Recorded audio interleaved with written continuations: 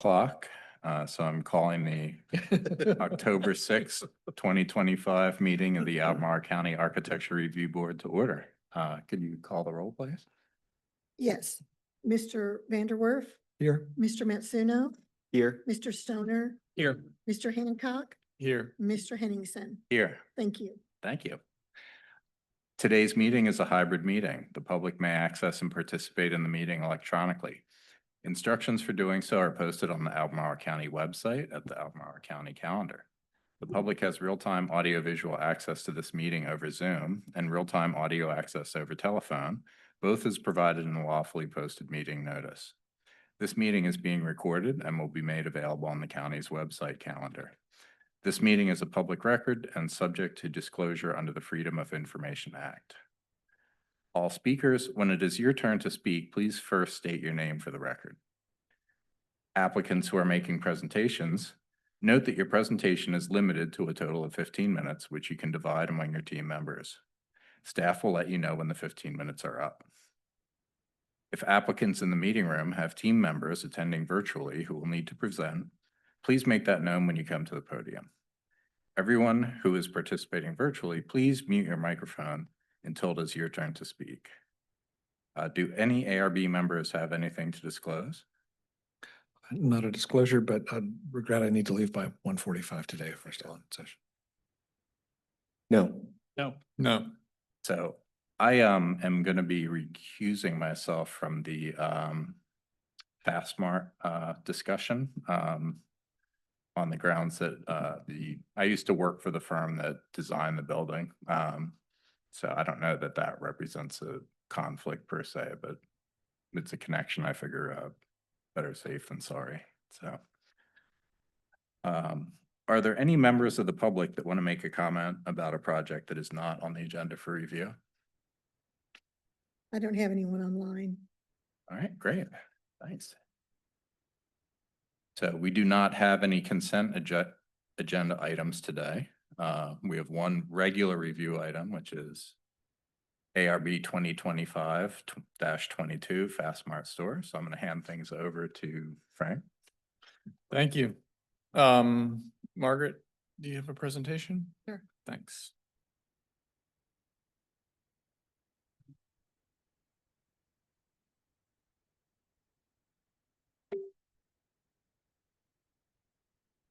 This is a proposal to revise the exterior of the building that was originally approved as the Crozet Convenience Center. Today it's known as the FastMart store in Crozet.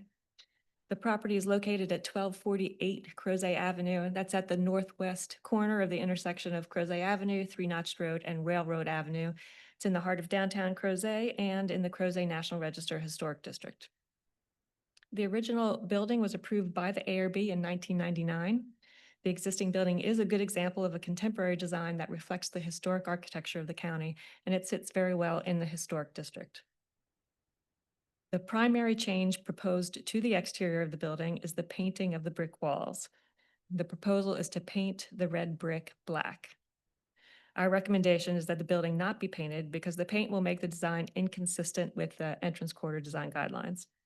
Black painted brick is not characteristic of historic buildings in the county. And the black color will make the building look out of place with nearby buildings and incompatible with the surroundings. The black paint will reduce the effect of texture in the exterior walls and will diminish the appearance and effect of the existing brick detailing. The paint will make the black color the primary experience of the development, and that will undermine the unified appearance of the current development. The black painted brick is expected to appear unbalanced with nearby development, and it's not expected to contribute to that cohesive appearance on the corridor. The proposal is part of a refreshing intended to meet branding standards. As you know, the guidelines state that trademark designs must be modified to meet the guidelines. Painting will also likely increase the need for maintenance. Repainting will be needed regularly due to fading and peeling. The original proposal for this project included the application of Nichiha panels to a portion of the northeast elevation. As illustrated, those panels appear out of place with the rest of the building. They have no relationship to the form or detailing of the building, and they hide brick detailing intended to frame the wall sign. After discussions with the applicant proposes to reduce the area of the panels to cover only the area of the existing wall sign. That would reduce the negative visual impact created by the panels, but if the panels are meant as a backer for a wall sign, they should be considered with a proposed sign design, which is required to be submitted under a separate sign application. So we've recommended removal of the panels from this proposal and submittal of a separate sign application if a new sign is proposed. The approved color of the fuel pump canopy columns is white. The upper portions of the columns have been painted green without approval. That's been done sometime in the past. The current proposal includes painting the entire columns white. That would bring the columns back into compliance with previous approvals. So that's a positive aspect of the proposal. The original plans for the project also indicate that the light fixtures in the fuel pump canopy will be replaced. And that would require a site plan amendment with a complete lighting plan. After discussions with the applicant has chosen to eliminate the canopy lighting change from the proposal. So our recommendation is to remove the references to replacement canopy lighting from the plans. There is other electrical, mechanical, and plumbing work planned. Approved equipment locations are behind the building and on the back section of the roof that isn't visible from the entrance corridor street. Our recommendations include confirmation that no proposed work will result in equipment visible from the entrance corridor and the addition of the standard mechanical equipment note to the plans. In summary, our recommendation is for approval with the removal of the paint proposal, removal of the Nichiha panels, revisions to show no changes to fuel pump canopy fixtures, and the addition of the standard mechanical equipment information. Be happy to answer any questions that you have. Thanks, Margaret. We'll start with questions for staff. Frank Stoner. I don't have any questions. Thanks. Thanks. Dade. No questions. Thanks, Margaret. Tara. No questions, thanks. And I don't have any questions either. If we have the applicant, now is the time for a presentation. Thank you, board. Thank you, staff. Appreciate that. I'm Eric Warner. I'm with GPM Investments. So we are out of Richmond, Virginia. And we are here today to tell you why we would like to do this and have an explanation of what we think is in the best interest of the community here for the store itself. So along with this store renovation, the company has committed about $1.1 million total on the inside and outside of the store. The majority of that, of course, on the interior of the store. We know today there is a defunct Dairy Queen inside the store. That's going to be removed, completely remodeled, back of house and front of house completely remodeled. New restrooms upgraded to ADA and additional food service, additional fountain, coffee, general merchandise areas, and a beer cave inside of the store. Along with all of this, we know in our retail segment that we can spend as much as we want on the inside of the store. However, if we don't let the community know that something's changed, we're never going to see a lift or a return on that investment for the inside of the store. And as we are committed to doing something inside the store, we need a commitment to do something on the outside of the store too. For us, what we have, as you can see on the screen there, we have a fairly tired looking store, is in need of some repair on the fascia, on the canopy, on the soffits, of the cupola, the time clock up above. All of those items would be addressed in the future plan with paint, which includes painting the building black, not include the Nichiha. We have removed that, and we have removed the LED lights from the plan as well, as we determined that the existing lights are already LED. We would be keeping the canopy columns or returning them back to their original state of white. And then we are asking for consideration of painting the building, refinishing the roof, refinishing the cupolas, adding the new clock up top in the clock tower, a more modern clock that can be dealt with at the bottom instead of having to always go up top. Today, the clock doesn't work, and we're going to replace that with a working facility up top. As you can see, I've just got a few pictures here that kind of explode into the view a little bit. This one showing again, all the repairs and refinishing of all of the white. And then also keeping and repairing trim on the windows and any downspouts or anything like that to white. Last picture here is kind of, last few slides here are really just showing the building from an overall perspective and what that would look like. As you can see also down in the right-hand corner, we're going to leave that existing sign and goosenecks where they are, the gooseneck lighting where they are in the building, and not putting that Nichihop fascia panel up. And just a more close-in view showing the contrast of the colors and the contrast of what's there. And the final slide also just really going into showing that there is some contrast and detail in there. So just really looking for an approval today and looking for how do we move forward. If this isn't the thing, then what would it look like? What would it need to look like in order for us to be able to promote to the public that, hey, something different is on the inside here. We've spent a lot of money here and we'd like to have new people coming into the store. That's it for me. Thank you. Questions? Yes, we'll take questions from ARB members. Dade? Do you have any questions for the applicant? Sure. Can you describe why black was chosen or any other options for the exterior that you considered? So black has been the color that we've been doing on all the exterior refinishes on our stores. So all the new stores that we build, any remodels that we're doing currently today in Richmond or other towns around Richmond, throughout the state, that is the new brand color. It's actually black and red, but when we added red to this thing, it did not look well. So we went back to the original white of the exterior on the trim. Thank you. Frank? Yeah, do you have any pictures of some of your other facilities that you guys have done this with? I do. I don't have them readily available. I can get them readily available. They're on my laptop here. Okay, yeah, just be helpful to see it and read Okay. it. This is a stark when you look at a plan Yeah. view like this or a artist rendering. Would you like me to put that together now, or I don't, it'll only take a couple minutes? yeah, you might as well answer other questions and Okay. then we can do it before we begin to discuss. That'd be great. Tara? Do you have a color sample or anything that we could look at as far as the actual paint? The actual color, I did not have a color sample. I apologize for that. I wasn't aware I was gonna need one. But it is a dark gray. It's not actually black. It's a dark gray. You'll be able to see that in pictures that I do have from the other locations. Okay, that's all. Thank you. I don't have any questions.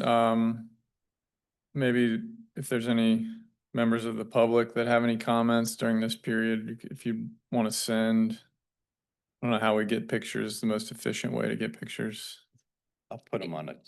On the flash drive. Yeah. You have flash drive and bring up there. Okay, perfect. And you can do that while we entertain comment from the public.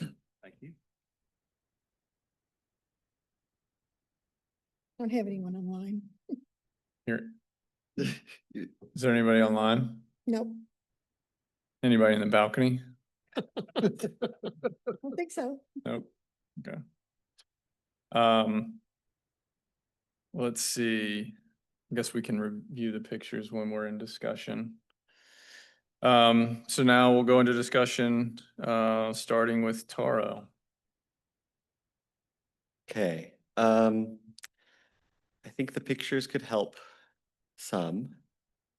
I do have a little bit of trouble with this proposal because while I understand the applicant's desire to freshen up the appearance of the exterior, I don't know that painting the brick is an appropriate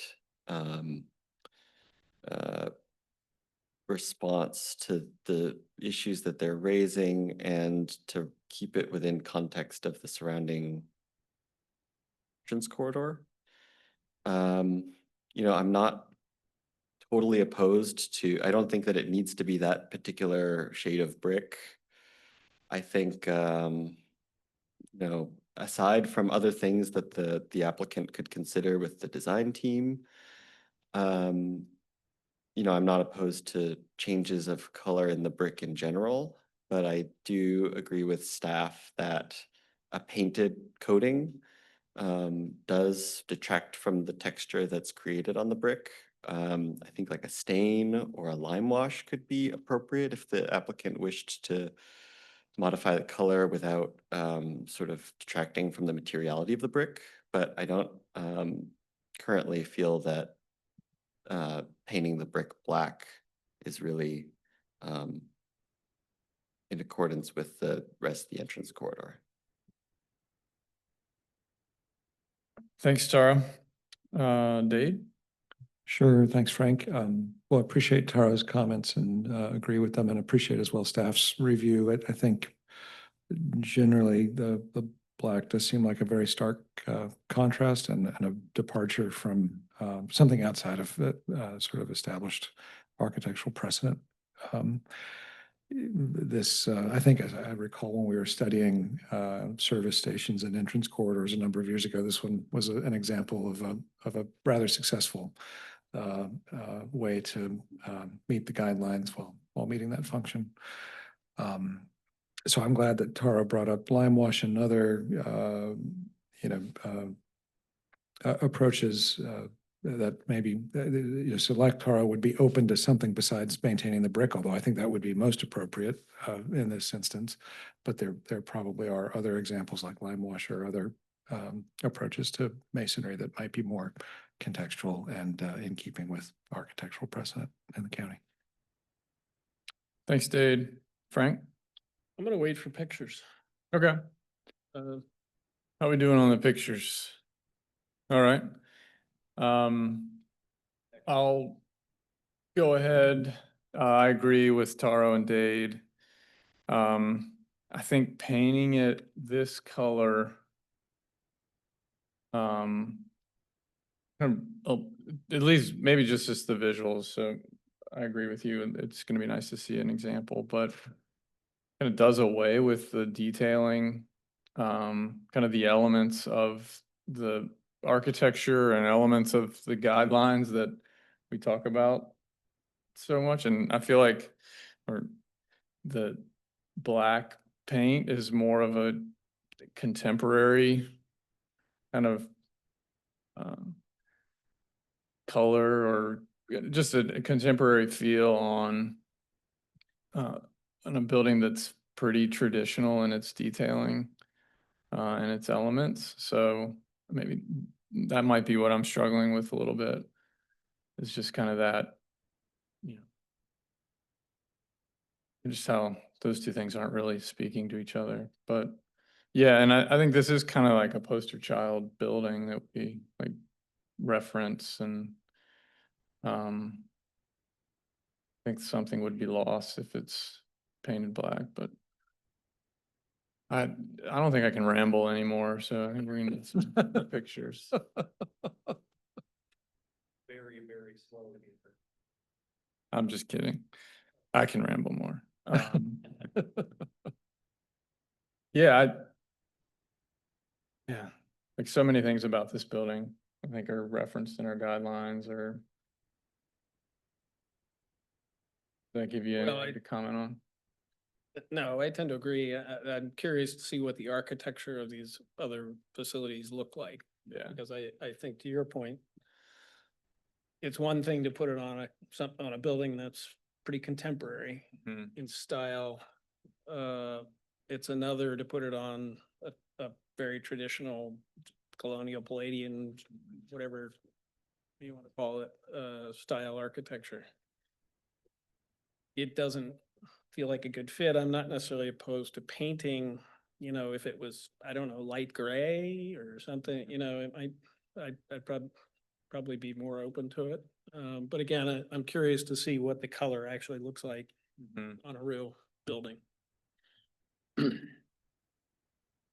Agreed. And I think too, there's some things you can look at maybe contextually further to the east, maybe there's some brick that's painted. There's also some There is. red brick, there's siding. But yeah, I think I'd hate to lose the detailing and the kind of all those elements would recede and it would just feel pretty heavy. Roof is not far from being, I mean, it's a dark gray, so. Yes.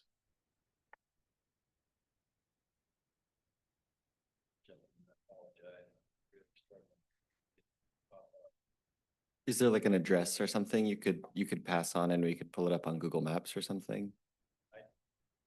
Well, I can give you a location, but you're not gonna see, we've done all the remodels this year, so it's, I doubt that it's updated. Email them to you faster. I can give you one, 10300 Sliding Hill Road, Ashland, Virginia. That'll at least give you the context of the building and this. It is a slightly more modern building, although I believe it's an older building than the one that we have here.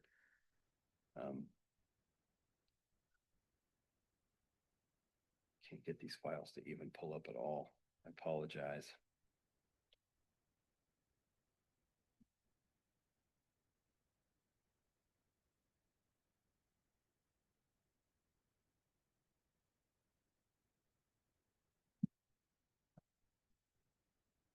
Having a little trouble switching the screens.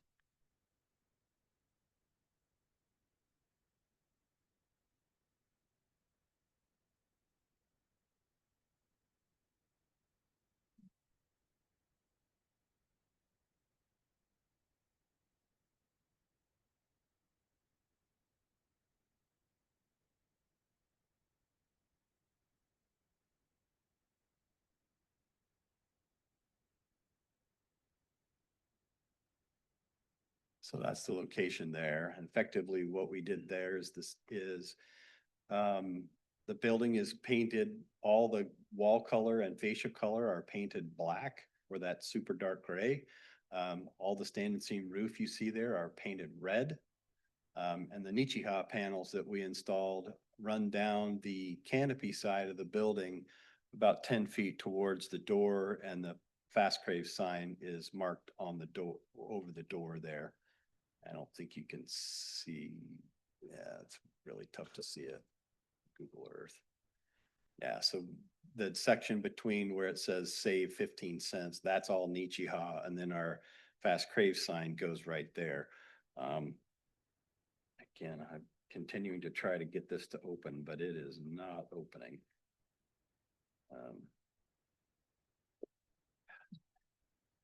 Are there any examples of locations that have more traditional style buildings that you've painted? Do have a store in North Carolina. Give me 1 second. I can get you that number, address. That one should be there by now.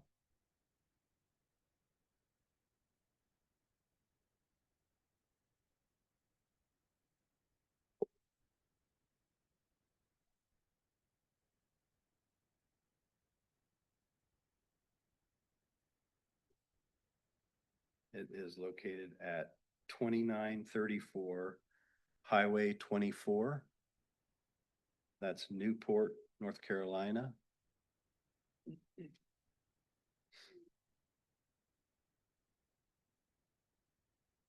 Yeah, it's still not there yet.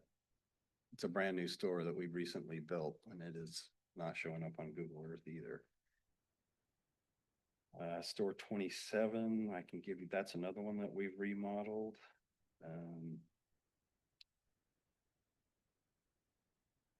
Location of that one is 7559 Cold Harbor Road, Mechanicsville, Virginia.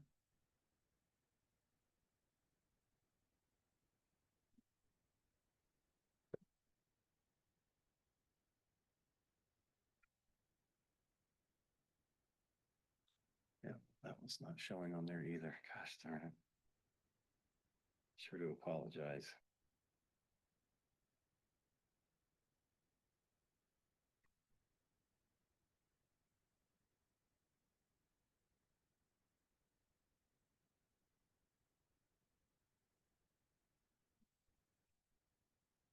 I have one other thought here.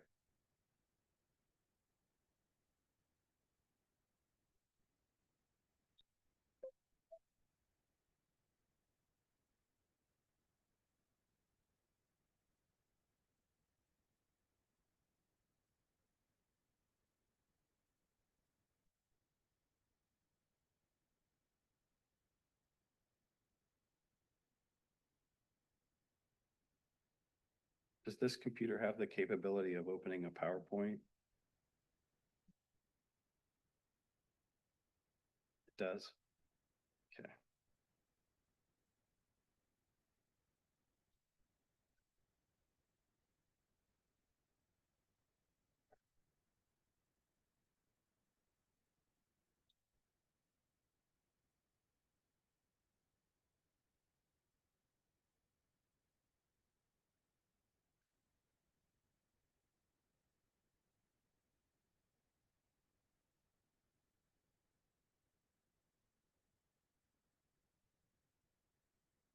We found an image of one that's,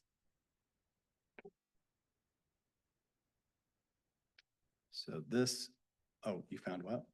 There you go. Yeah.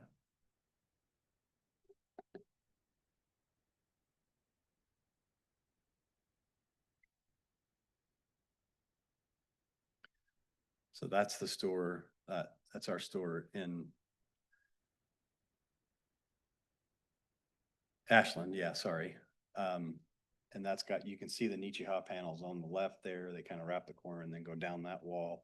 And that's the color. It's typically, as I said, it's red and black. But when we looked at this initially, the red and black didn't really look correct. So we did it slightly different as what you can see there.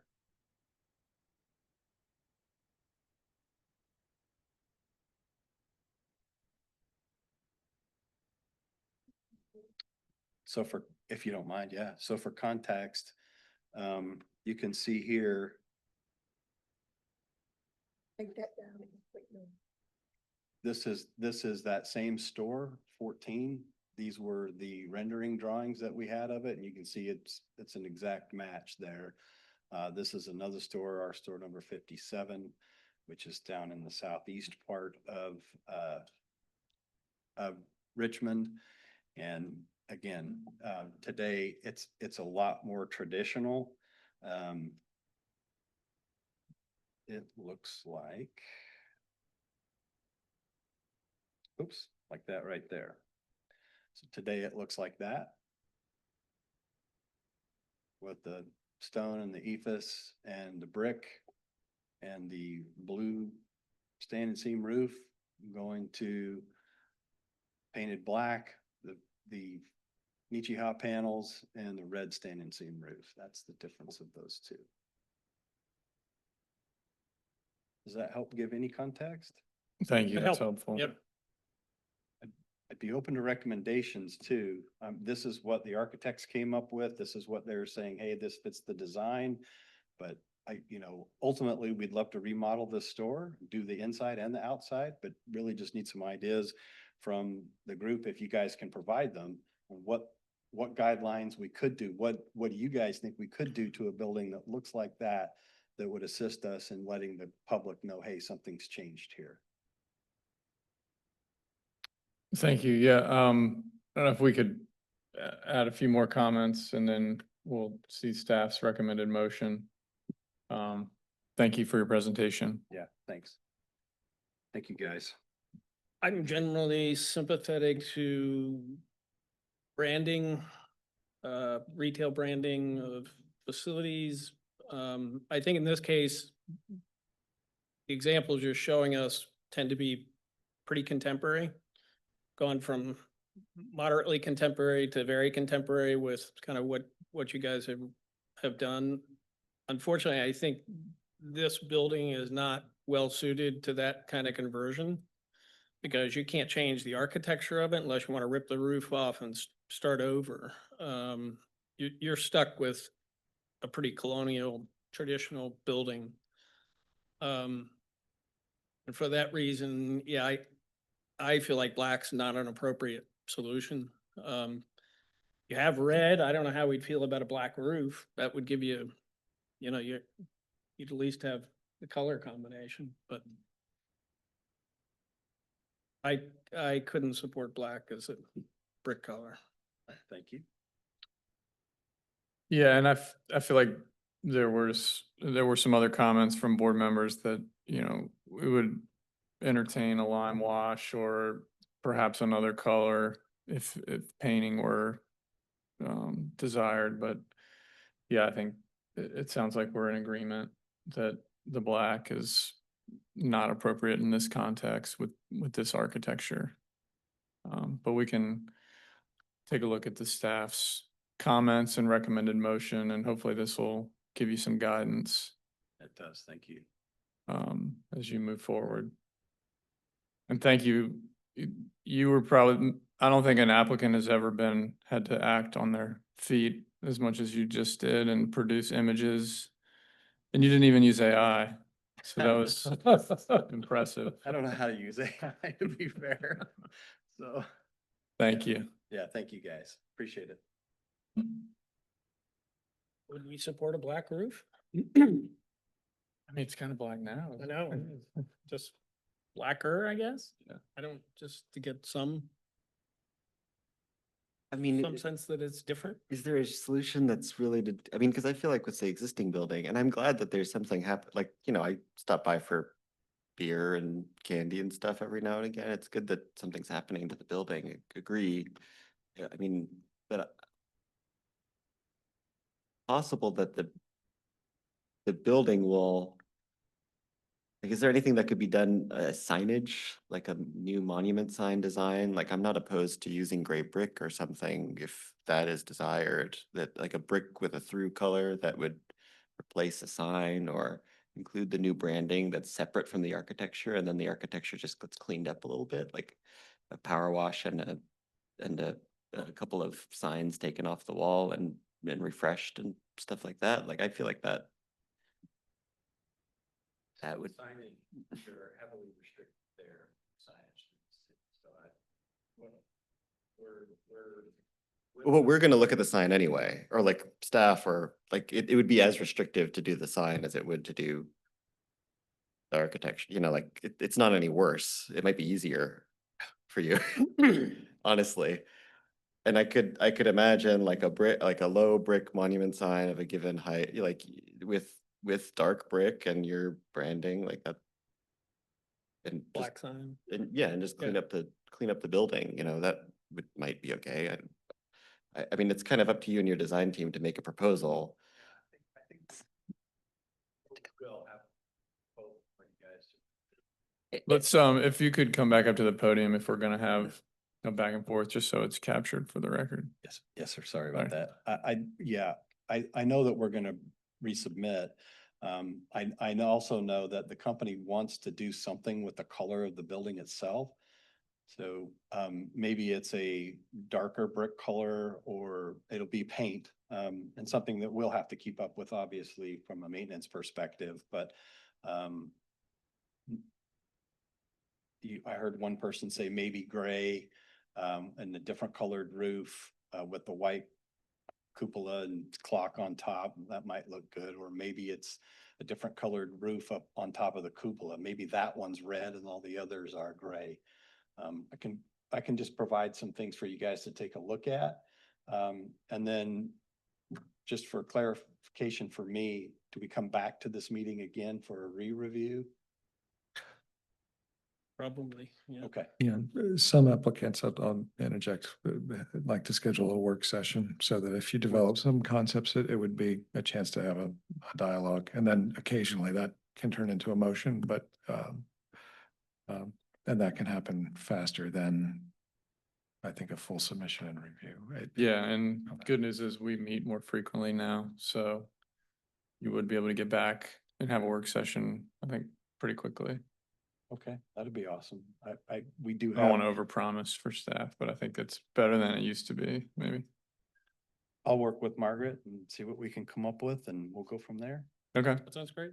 great. Thank you all. Appreciate it, gentlemen. Thank you. Thank you. I think that is the discussion complete? Okay, I think Yes. it would still be best to have a motion. I think maybe your motion is to, Recommend that the applicant return for a work session. yes. Do we have a motion? So moved. Do we have a second? I'll second. Carolyn, could you please call the vote?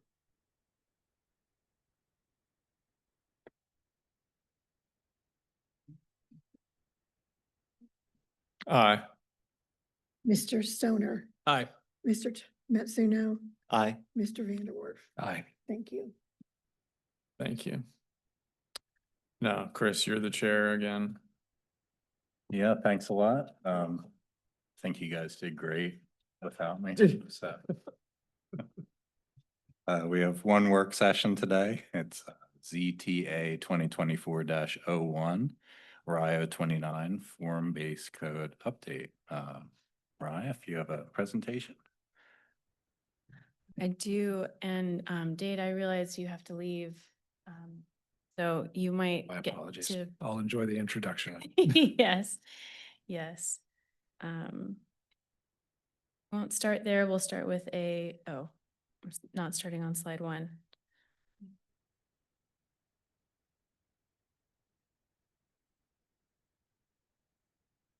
Okay, good afternoon, board. It's been a while.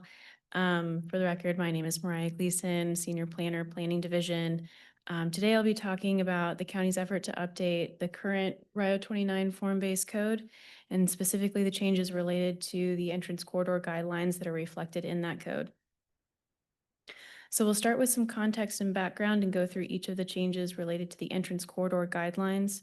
If the board would like, I've prepared a couple of after that, we'll go through questions and possible motions. And then I've prepared a couple of bonus extras if you would like to see the project website or learn more about the next steps and meetings. Form-based codes are a type of zoning that focuses on the size, shape, and relationship of the building to streets and sidewalks instead of the land use. The RIO 29 the RIO 29 form-based code was adopted in 2021 as a tool to achieve the vision of the RIO 29 small area plan, which is the creation of a vibrant, connected, mixed-use community with enhanced public spaces. As the county anticipated might happen, those first projects identified for the developers and staff aspects of the code that were problematic. The same was true in feedback the county received from additional owners and consultants that were interested in developing under the optional zoning district. So as a result, the board adopted a resolution to amend the form-based code in April 2024.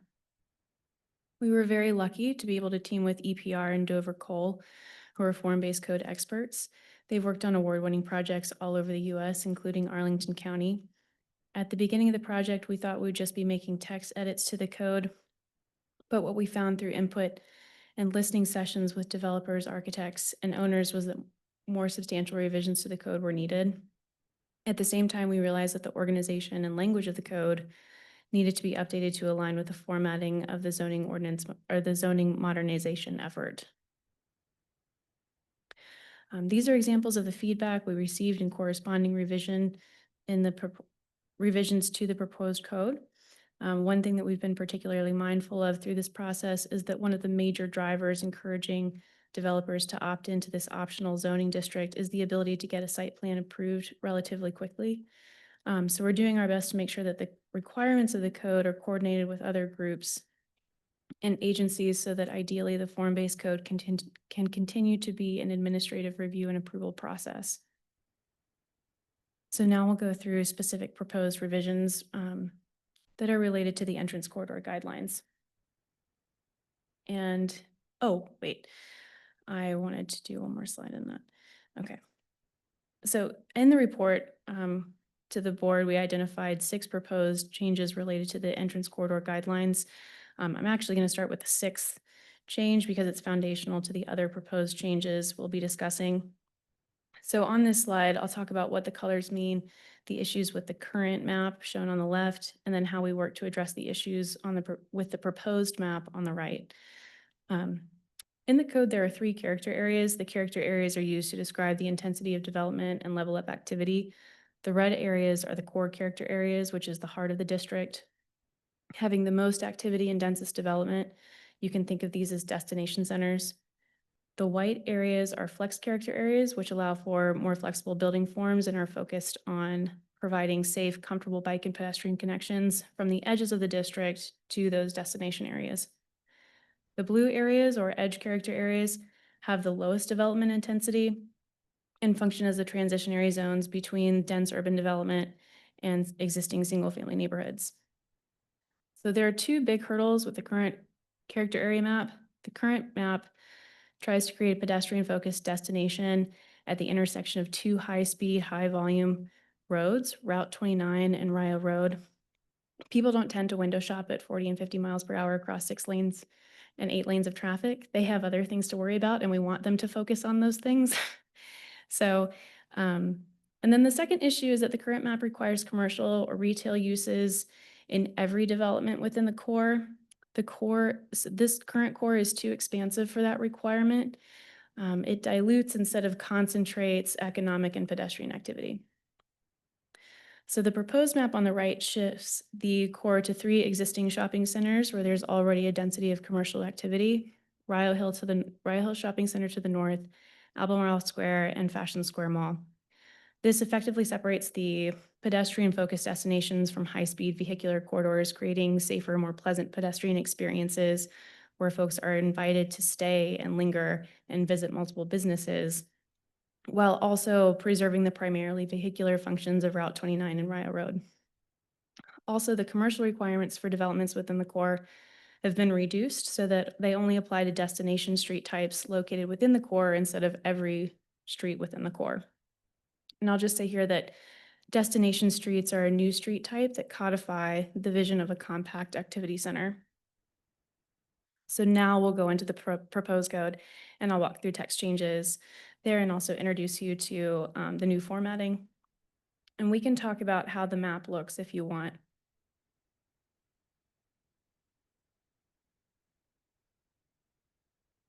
So here I thought we would start with the most relevant sections.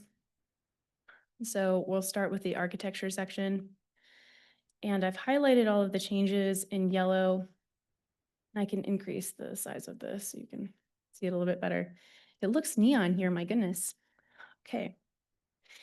So the first correction, every section starts with a purpose statement that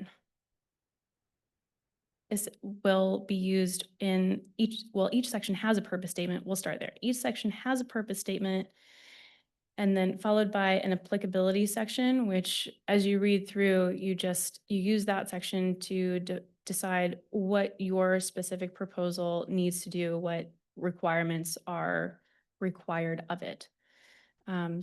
The section that follows that are general provisions. That's where we hold all of our standards and regulations. And then the last section of each, or the last subsection of each section is the modifications. And these modifications are administratively approved and they're reviewed against the purpose statement of that section. So in the applicability section of the architecture, or in the applicability subsection of the architecture section, we corrected an error in the current code that essentially says that all developments under Rio 29 form-based code have to have a certificate of appropriateness. We've revised that to only apply to developments within the entrance corridor overlay district. We've also added glass standards for windows and doors. There are not these standards align with the entrance corridor guidelines. There are not currently glass standards in the Rio 29 form-based code. So that was just addressing a gap. And then in the building facade materials, this used to have an additional column in it that we've removed. That additional column was materials that were allowed in limited quantities. but we didn't really specify what limited qualities meant.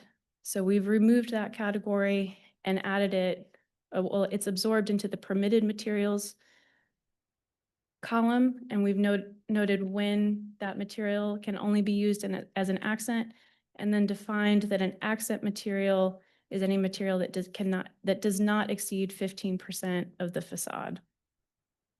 We've also addressed signs, linking it to the larger ordinance and addressing temporary sidewalk signs. The next section is section 11, landscape and lighting, which is a new section within the code.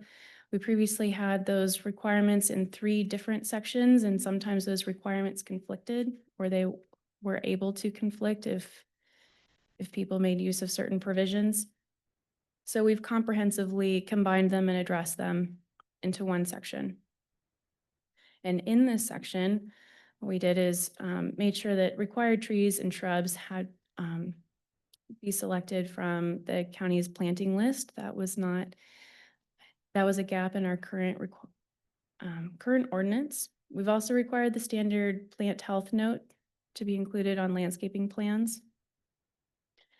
And then for the minimum street tree requirements, currently the code requires that all street trees are large trees. In our planting list, large trees are defined as any tree that's between 50 and 70 feet height at maturity. That's a really tall tree on some of these tighter, more urban, compact streets that you would anticipate in an urban environment. It's a tighter space, so we're recommending smaller trees and planting sizes for those streets with a tighter cross section, but we're recommending that they are more frequent, their spacing is closer together. The through corridor, which is Route 29, we've continued the large deciduous tree type as the street tree requirement, but we've increased the planting size to a 3.5-inch caliper and reduced the spacing from 50 feet to 40 feet. The through corridor will still have a requirement for flowering ornamental trees to be interspersed within the plantings.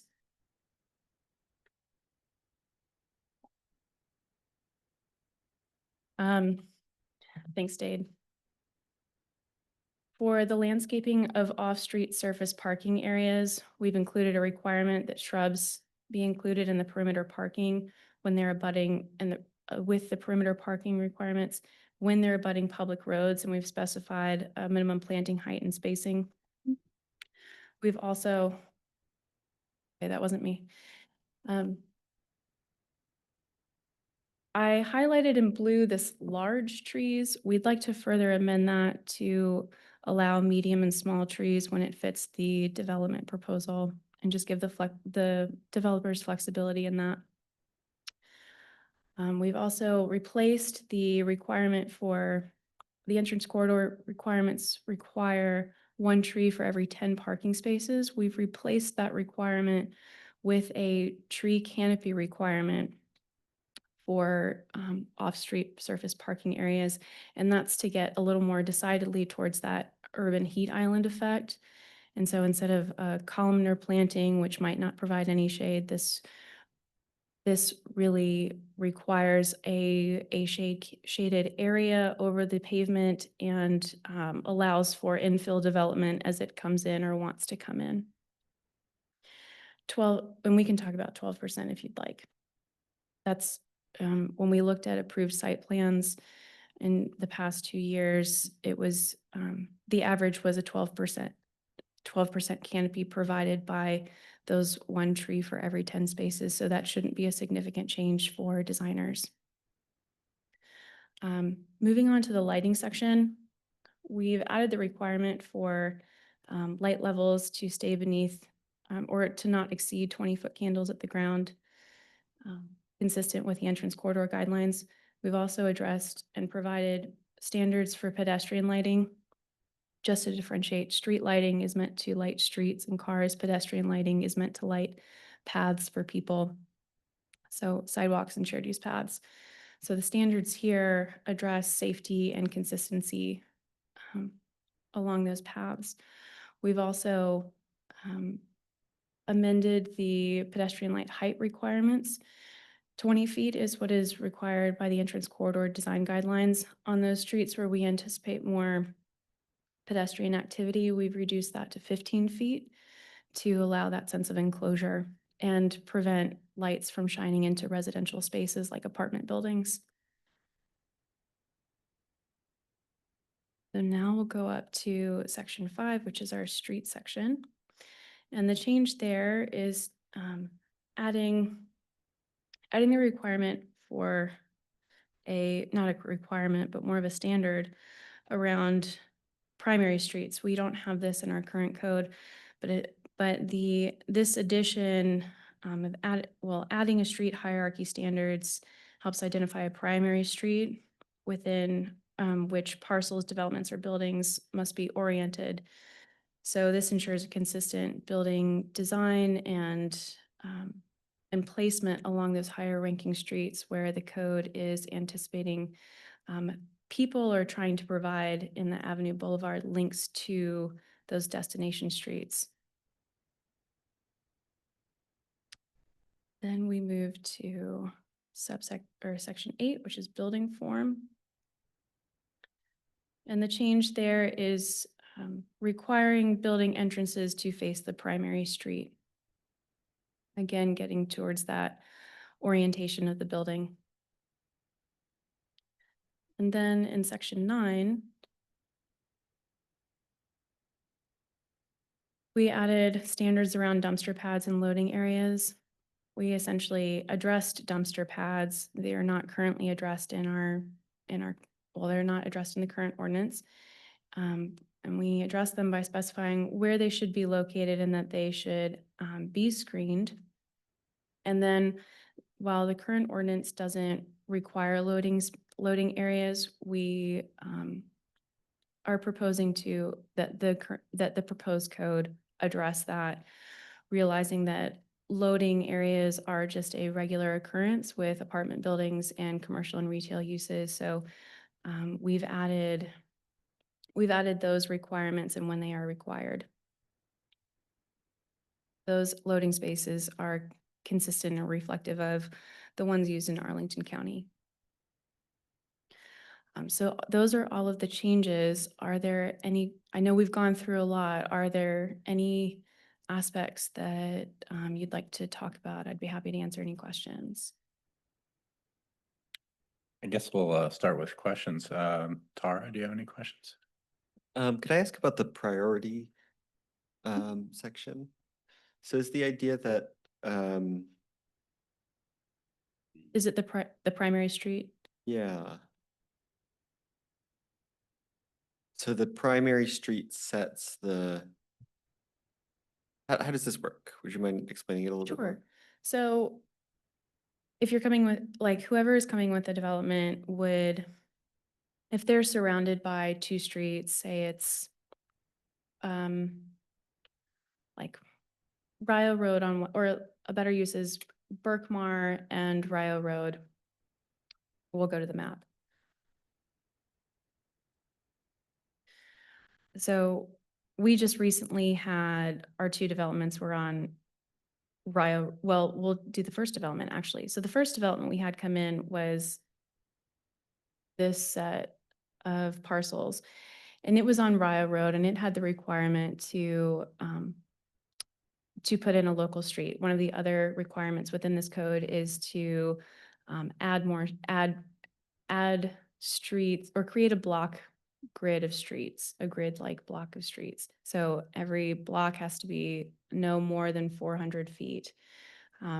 This span of parcels was more than 400 feet, so they were required to put in a local road. This primary street requirement would essentially say, okay, you've put in another road. Your primary street that you should be facing and oriented towards is Rio Road, not the local road. So we're creating a sense of primacy along those more important connector streets where we anticipate a lot of people travel on the way to destinations.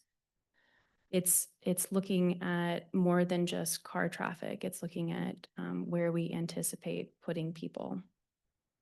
Okay, so it looks like from the priority table that it's encouraging streets to be, or developments to not be oriented toward 29, but instead towards the other roads that might be near or adjacent to the development that might be more conducive to Right. What we pedestrian heard, activity and that sort of thing. correct. What we heard in our listening sessions was that Route 29 serves a very vehicular function.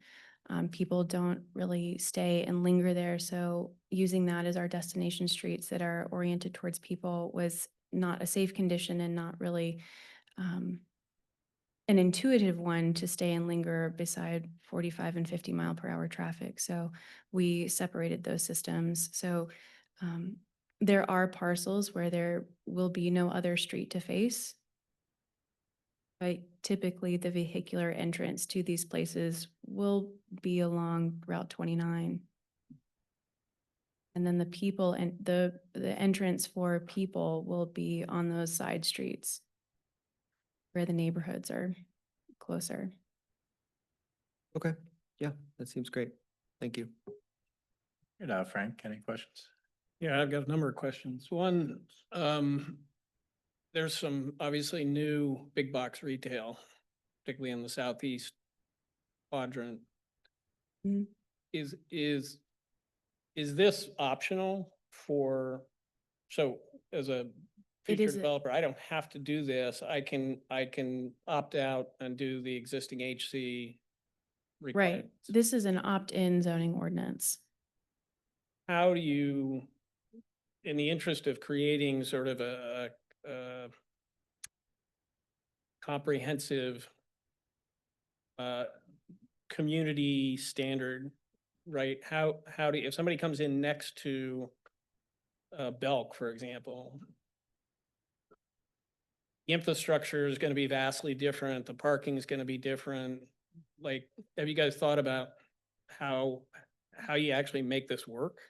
We've reached out to the owners of these large, what we've defined as the core areas in the proposed map. And the intent of them is to be destination areas, and I think their intention is to be destination areas. We're also, as a county, playing a long game in this, so we might not get some of these cores developing, but if we get one or two, that would be still a win. I mean, these cores are similar to, are trying to create an experience that's similar to Stonefield or the downtown mall. You know, how many can the county really support at this particular time tomorrow? I'm not sure, but if these, we're not playing for just tomorrow, we're playing for 50 years from now. So, and there's a lot of movement in who owns these parcels and what their intention is. So we hope to support them as they consider their future. Gotcha. Trees. Hmm? I guess the idea of sort of not allowing or not promoting larger trees, particularly in an avenue kind of scenario where you do have adequate space for the canopy, I guess I would question. I might defer to my landscape architect. Sure. So if I could just say the large trees in according to our planting list are 50 and 70 feet in height. The revised requirement is for small and medium trees, which are 20 to 40 feet in height, which when we talk to other localities with urban, with similar street cross sections to what we have, their standard planting size was between 40 and no more than 50. Well, between 20, I'm sorry, and they never went above 50 feet. So we've kind of we fitted them to align with what's working in other counties, but open to suggestions. Yeah, it's just a very different feel. 20 or 30-foot tree than it is with a 50 or 60-foot tree where you can actually get, 40 feet of canopy or 50 feet of canopy. And there are numerous examples I can send you where, so it provides really meaningful shade as opposed to a 20 or 30-foot tree is not going to provide meaningful shade. Um.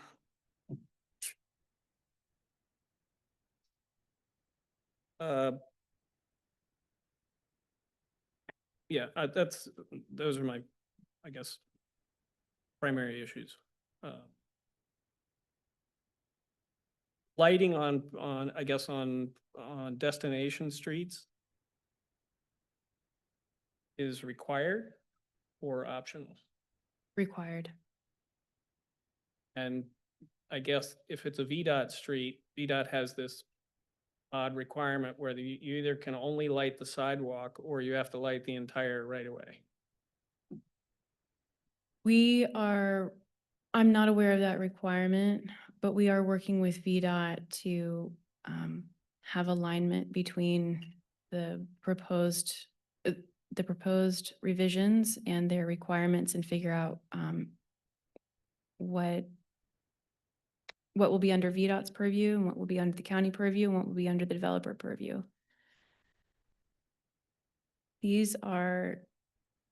While we might still be figuring out the mechanisms for maintenance and how the pieces fit together, we still want to make sure we get the standards right. Well, you might check, yeah, because it's a Mhm. weird, we've run into it in Crozet and have opted out of lights for that reason. VDOT is currently doing their review of the proposal. Gotcha. Okay, thanks. Thanks. Frank? Sure, it's interesting to see the process kind of play out. That there's been applications and projects are under construction, right? Yes. And it feels natural that you're learning or we're learning as we go. I don't have any specific comments on any of the revisions. They all seem pretty straightforward to me. Thank you for walking us through. It's, yeah, makes sense to me. All right, thanks. Yeah, I had questions, but I think your responses to previous questions covered everything that I was wondering about. So I guess if there are no other questions, we'll go into discussion. I guess starting with Frank, if you have any comments. I don't, I commend the effort you guys have made because this is such a difficult thing to do. Yeah. I think the approach you're taking makes a lot more sense than the original approach. And obviously depends on owners who are interested in participating. But I'll be interested to see what the feedback is with the revised standards you guys have created in the core areas. It's tough. So kudos to you for hanging in there. Thank you. Frank, any comments? No, I don't really have anything to add. Thank you. Nice work. Tara? Yes, same. Appreciate the update and the work that all staff has been putting into this. Thanks. Yeah, I agree. I think, yeah, there wasn't any of these changes that I would want to make any changes to. So I guess if we could take a look at the recommended motion.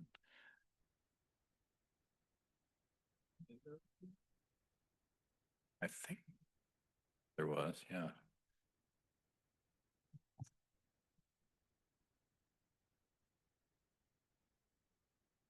The recommendation for the motion is just for approval of the proposed revisions as illustrated in attachments 1 and 2.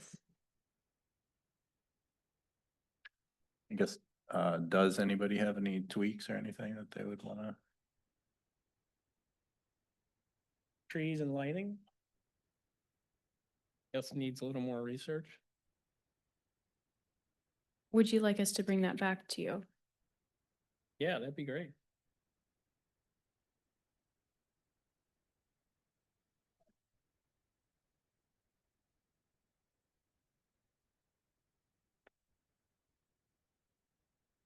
Do you have any additional direction? I'm fine. I assume setbacks on a destination street would be 0? 0 to 10, depending on the, at the developer's choice, but there would be several things in the right of way before that. There would be a landscaping strip, a sidewalk or a shared use path. And then that would all be considered right of way before the 0 to 10 feet would start. One big issue we've run into in Crozet is utilities, particularly water and sewer. VDOT doesn't want them in the road. They don't want them under the sidewalk, and we don't want them in the planning area. And so what they're doing is they're trying to push stuff outside the sidewalk, which then forces the buildings to be set back another 20 feet. So just that will probably come up. Right, we're working with those entities now, or VDOT and ACSA about that now, and in the background, and trying to figure that out beforehand as something that the county is responsible for. There are, however, modifications available to developers should that be the case and the developer wants to move forward. There are exceptions for when utilities just need to go there. Hopefully our 3-year battle will help you finally acquiesce. Okay, so it sounds like rather than go with one of the motions for the action that was recommended in the staff's memo, it sounds like the consensus of the board is that we return with additional information on trees and lighting for another session. Great. Okay, Good. thank you. All right, well, in that case, we'll just move on to other business. So I'll just go ahead and move to adopt the September 29th, 2025 minutes. If I could get a second. Second. All right, if we could put that to a vote. Oh, Mr. Henningsen, Aye. Mr. Hancock, Aye. Mr. Stoner, Aye. Mr. Matsuno. Aye. Thank you. All right, thanks. Do any board members or staff have any other items they would like to discuss? Mariah's here. Any update on the entrance quarter guidelines? A bit. So because of the condensed timeline of getting the form-based code online, that has been kind of the primary task on my plate. But in the background, I'm working on getting more or replacing the images that we have from Street View with images that are taken by staff so that we don't get into a copyright issue once we do have the design guidelines. So we're working on that particularly in this season when the leaves are dropping, so that we have kind of an idea of what a development might look like with leaves on, but still being able to see through the tree just a little bit to understand what the architecture of the building looks like, or the parcel of development. So we're focused on that. There are, as you know, a lot of images in the 100 pages that we have of the document. Will threaten to sue us? No, they haven't threatened to sue us. It's just part of their copyright licensure when we were working on kind of those methodology and all of the like introductory pages to the addenda. What we realized is that we actually did not have the ability to print those pictures. Any idea what the timeline is now? When We're it's shooting done? for summer. Shooting for this coming summer? Mm-hmm.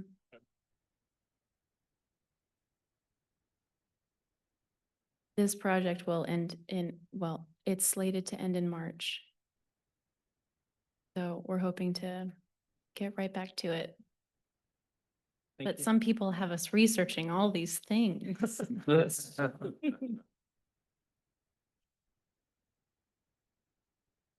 All right, well, does anybody else have any items? Okay, well, far as no items, we have no items for the October 13th, 2025 meeting. So our next ARB meeting is scheduled for Monday, October 20th. I'll just roll down and everybody can say if they think they can make it or not. Tara, Yep, I think I'll be there. Frank? Yep. Frank? Yes. And that's a yes for me. So in that case, this meeting is adjourned until our next meeting on Monday, October 20th, 2025. It's 2:11 by the wall clock. Thanks a lot.